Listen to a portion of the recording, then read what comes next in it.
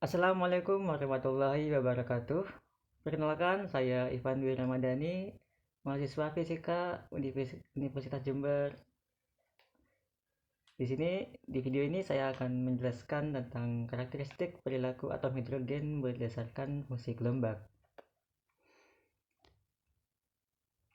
Atom hidrogen.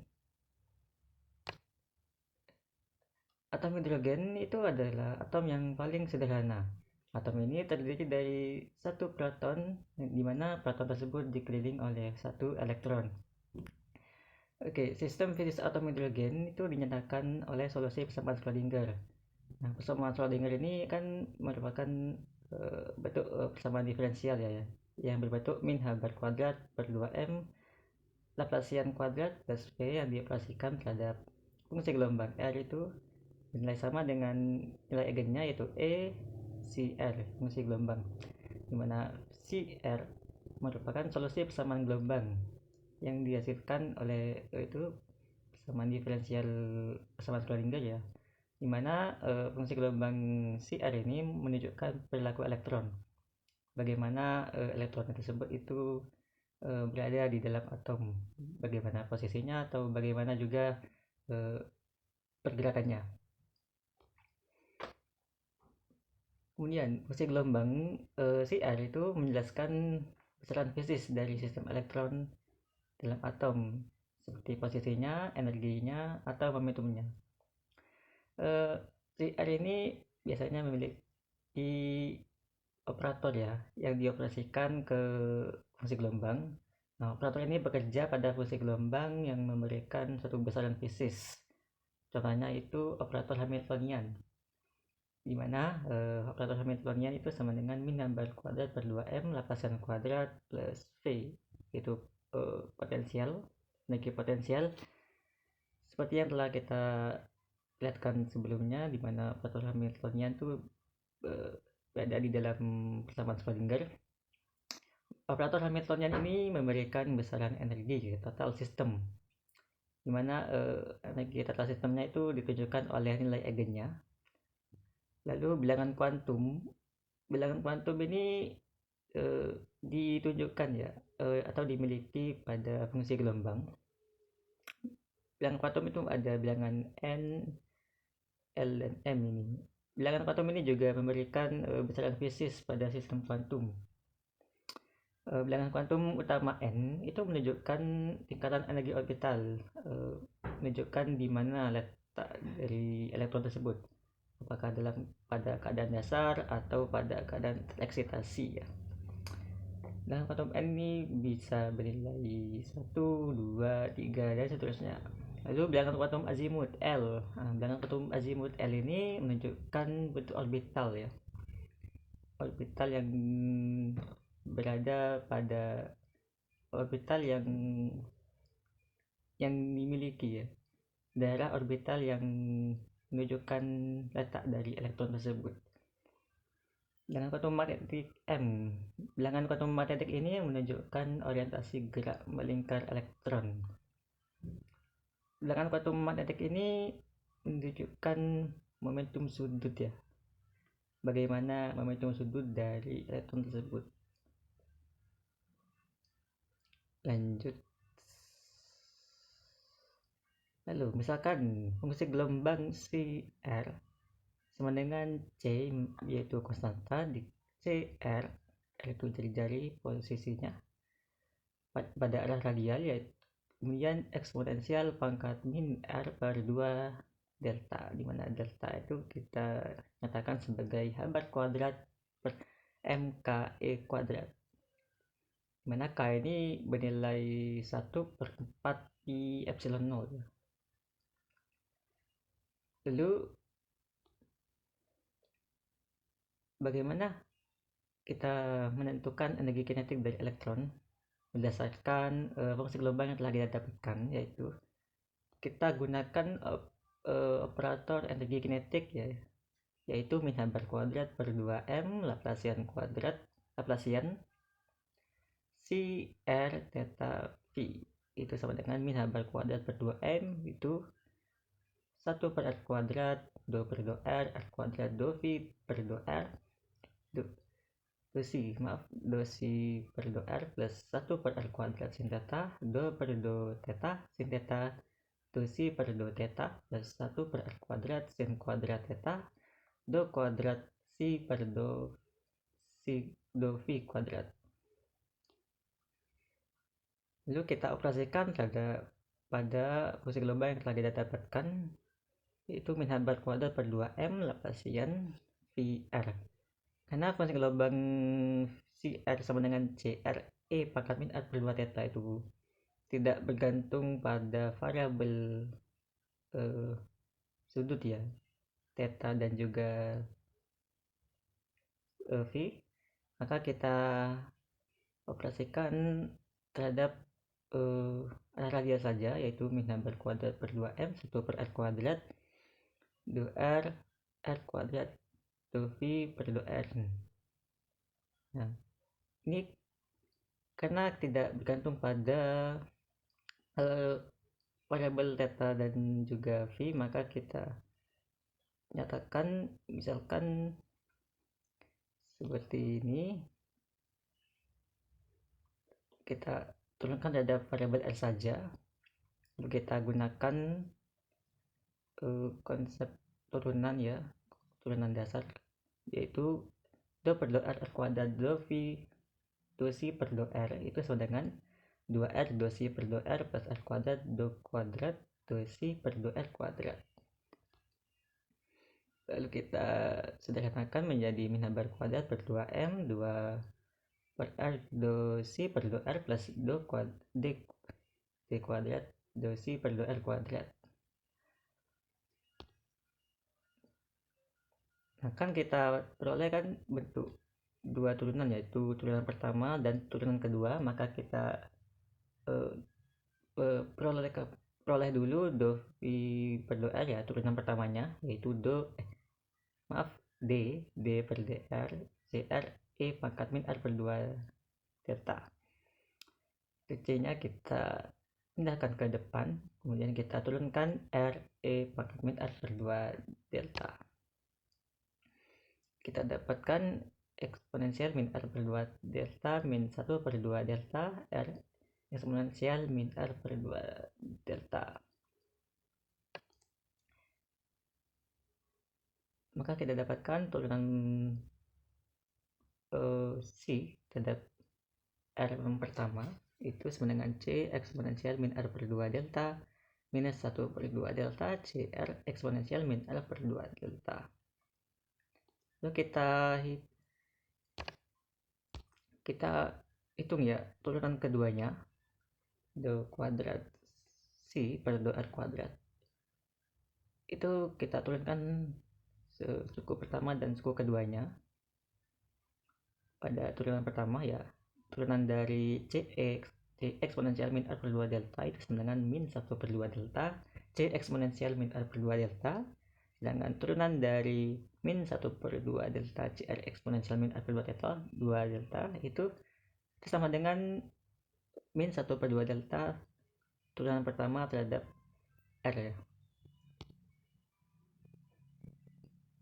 Kemudian kita sederhanakan, difaktorkan menjadi min 1 per 2 delta C eksponensial min R per 2 delta plus 2C per 2R. Kita sudah dapatkan turunan pertamanya, maka kita substitusikan saja menjadi min 1 per 2 delta C eksponensial min R per 2 delta plus C eksponensial min R per 2 delta min 1 per 2 delta C R eksponensial min R per 2 delta. Maka kita dapatkan turunan keduanya, yaitu sama dengan min 1 per 2 delta 2C eksponensial min R per 2 delta min 1 per 2 delta CR eksponensial min R per 2 delta. Untuk turunan pertama dan turunan keduanya kita substitusikan ke bentuk operasial energi kinetiknya. Maka kita dapatkan min h bar kuadrat per 2m dikali 2 per r C eksponensial min R per 2 delta min 1 per 2 delta CR eksponensial min R per 2 delta dikurangi 1 per 2 delta 2C eksponensial min R per 2 delta min 1 per 2 delta CR eksponensial min R per 2 delta. Kita sederhanakan di mana kita faktorkan bentuk C eksponensial min R per 2 deltanya menjadi min H bar kuadrat per 2M C eksponensial min R per 2 delta dikali 2 per R 1 min 1 per 2 delta R min 1 per 2 delta 2 min 1 per 2 delta R.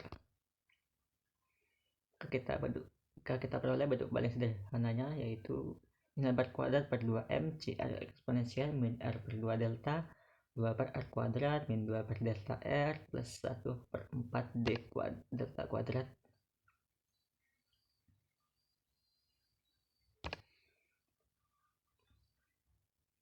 Kemudian kita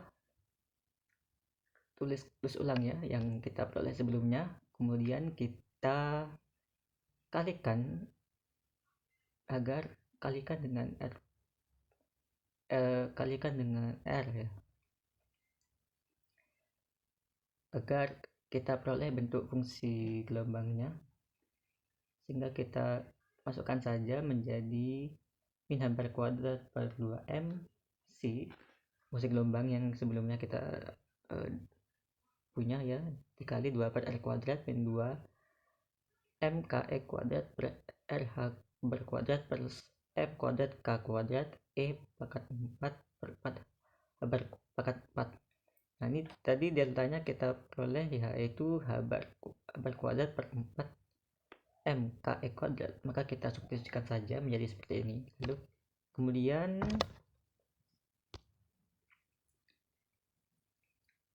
kita kalikan ya min H bar kuadrat per 2M C nya dengan suku keduanya, maka kita dapatkan min H bar kuadrat per 2M C kali 2 per R kuadrat plus 4 M kuadrat K kuadrat E pangkat 4 plus 4 H bar pangkat 4 ditambah KE kuadrat per R C.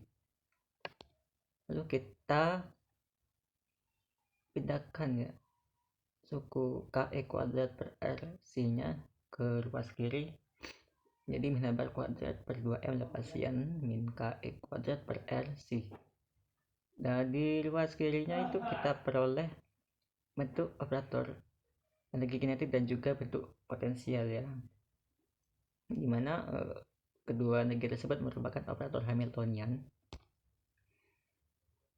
Kita punya operator Hamiltonian yang dioperasikan kepada fungsi gelombang itu sama dengan EC, dimana E itu adalah energi total yang merupakan nilai eigennya.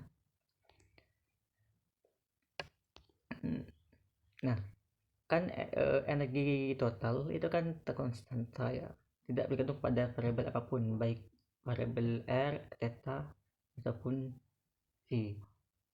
Maka kita ambil yang merupakan konstanta sehingga kita dapatkan energi total itu sama dengan min H bar kuadrat per 2M dikali M kuadrat K kuadrat E pangkat 4 per 4 H bar pangkat 4, sehingga kita dapatkan energi totalnya itu sama dengan min M K kuadrat E pangkat 4 per 8 H bar kuadrat.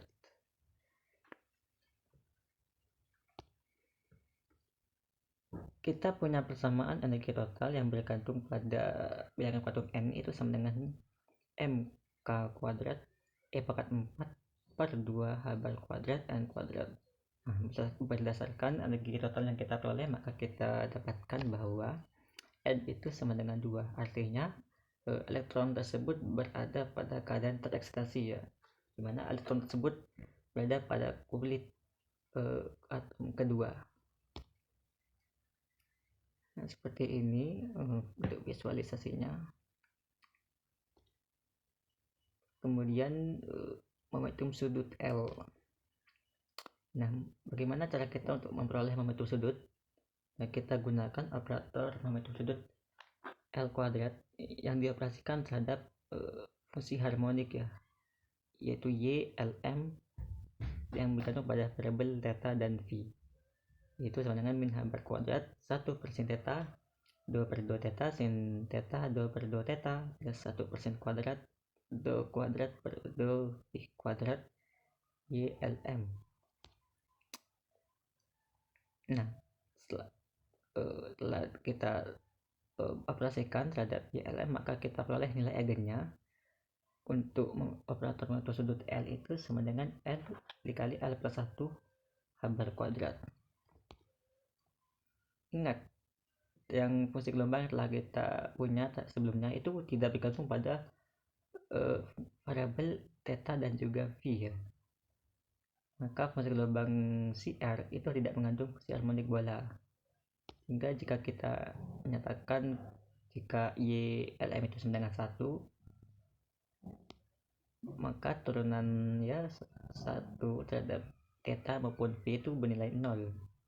Maka kita dapatkan LL plus 1 itu sama dengan 0, maka L sama dengan 0 dan L juga sama dengan 0. Nah, artinya apa? L itu sama dengan 0, bilangan kuantum azimutnya L sama dengan 0, dan akibatnya L momentum sudut L itu sama dengan 0. Nah, artinya elektron tersebut tidak bergerak melingkar ya, melainkan terdistribusi secara arah radial saja, tidak memutar. Kemudian bagaimana juga komponen momentum sudut di sumbu Z? Kita gunakan operator momentum sudut di sumbu Z itu LZ ya, yang dioperasikan terhadap YLM fungsi harmonik bola itu sama dengan min I habar do per do phi YLM. Sekali lagi, karena fungsi gelombang kita itu tidak bergantung pada variabel theta dan juga phi, maka kita peroleh ya bahwa M habar itu sama dengan 0, di mana M habar itu adalah nilai eigen dari momentum sudut. Maka kita peroleh M sama dengan 0 dan LZ sama dengan 0. Artinya bilangan kuantum magnetiknya itu sama dengan 0 dan LZ itu komponen momentum sudut di sumbu Z itu sama dengan 0. Nah, karena kita kan tidak punya momentum sudut ya, baik di sumbu manapun ya, karena momentum elektron tersebut tidak bergerak secara melingkar. Nah, artinya komponen sudut di ketiga sumbu di X, Y, Z itu sama dengan 0.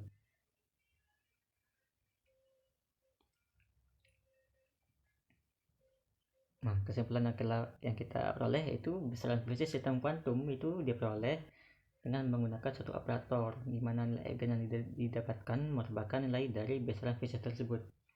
Nah, tadi besaran fisik yang kita dapatkan itu kan ada energi kinetik, ada energi total, ada momentum sudut, dan juga momentum sudut di sumbu Z. Nah, operator yang kita gunakan yang terhadap fungsi gelombang itu akan kita peroleh suatu besaran fisik dari dari keempat besaran fisik tersebut, di mana energi kinetiknya sudah kita peroleh dan juga energi totalnya sudah kita peroleh, di mana N, L, dan N itu bernilai 2, N sama dengan M, L itu bilangan kuantum azimutnya itu sama dengan 0, dan M bilangan kuantum magnetiknya juga sama dengan 0. Artinya kita peroleh momentum sudutnya itu sama dengan 0 dan juga momentum sudut di sumbu Z nya juga 0. Baik, sekian video kali ini. Semoga penjelasan saya menambah wawasan bagi kita semua. Mohon maaf bila ada kekurangan. Wassalamualaikum warahmatullahi wabarakatuh.